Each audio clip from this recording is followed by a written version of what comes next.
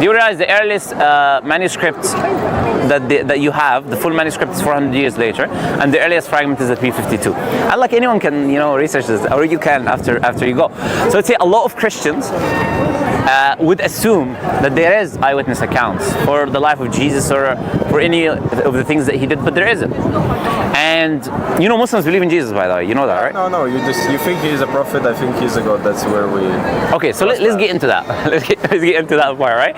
So we talk about the history part. We can talk a little bit on the theology part. Look, I'm going to, for the sake of argument, accept that the statements that Jesus made in the Bible are reliable statements. For the sake of this argument, right? Even though we just said we cannot prove that. I didn't argue there. I just listened to you, but we can argue there later.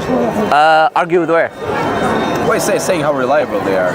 Of course, tell me. Do you have any? How can they be reliable historically? I mean, first of all, everything I tell to people who are far away from me, like my friends, I'm saying, tell me one thing said in the Bible that's bad, right? It's not going to improve your life, not make you better.